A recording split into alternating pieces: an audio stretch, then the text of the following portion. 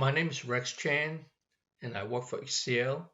I'm the worldwide tech support person for ITX. Today, we're going to talk about the integration between ACE Container and ITX Container. To start with, I would like to talk about the ITX Container solution. There are two components, development and runtime. For development, there are two available mapping tools. One is called Design Server, which can run in Docker or in Windows. The UI is browser-based. It's been around for a couple of years, and we have put in many new features since then. One is called Design Studio, which has been used by many of you for a long time. The artifacts such as the maps and the type trees, they're the same, regardless of the solution you use. They can be exchanged between each other. There's no plan to sunset Design Studio, as most customers are still using it. The runtime component is also built from the ground up. It's been around for a couple of years. It allows a REST client to make call to invoke the maps.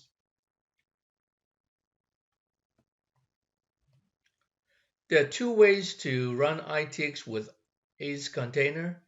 In this option, ITX will be installed in ACE Container. The map will most likely reside in persistent storage outside the container.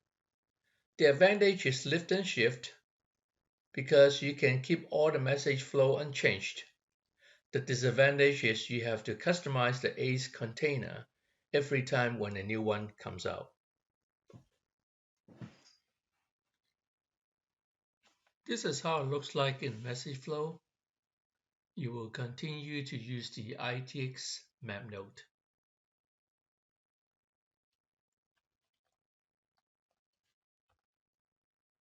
Option 2 is to run the two containers separately. No container customization is required. The container will run in separate pods in the same cluster or different clusters. When the message flow invokes the ITX maps, it will be done by REST API. So the message flow would need some modification. The advantage is not requiring container customization.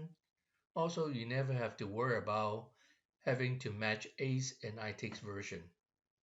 You can upgrade your ACE 12 to 13 in the future and keep ITX 10 around, or the other way, where you upgrade to ITX 11, but you want to keep the ACE 12 around.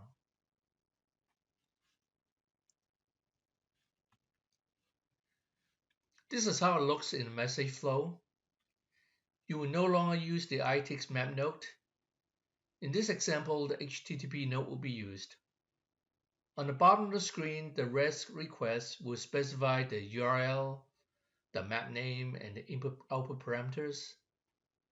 The compute node is optional, but it allows you to override the REST call parameters, such as URL and map name, without touching the HTTP node.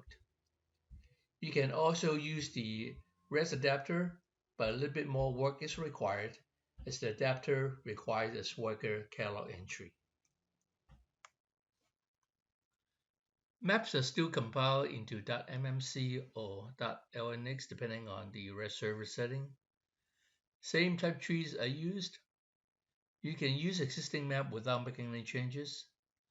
Map with single output will get the output back in text format. Maps with multiple output will return them in a single stream.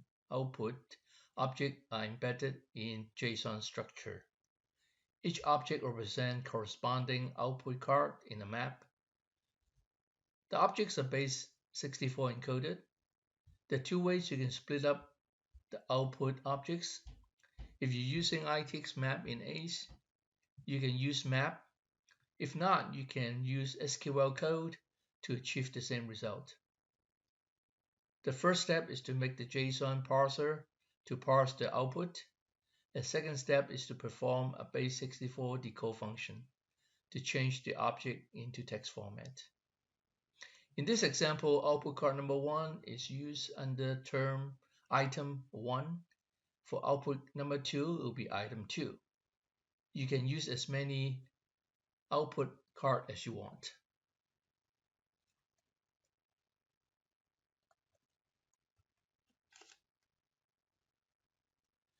How about multiple inputs? There are three ways to do it. You can use the new ITX static file adapter so the input file can be compiled into the map, or you can put a file in a location referenced by the map's input card. Usually, these files are static in nature, they don't change much. The third way is to use ACE MIME option, which allow you to send more than one input in form data format. For example, if you're using the collector node, which collects all the input files before running the map, you can write a few ESQL statements to put them in the MIME data section. This way can handle non-static file. New files will be read for every new invocation.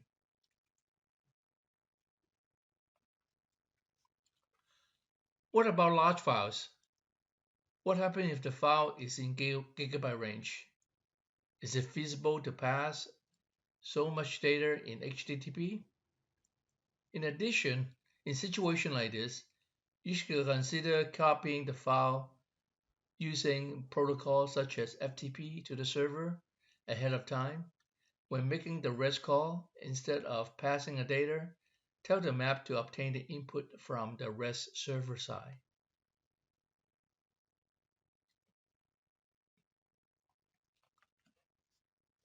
To summarize, all existing maps can be used in a REST call. If you choose option 2, there's no version dependency.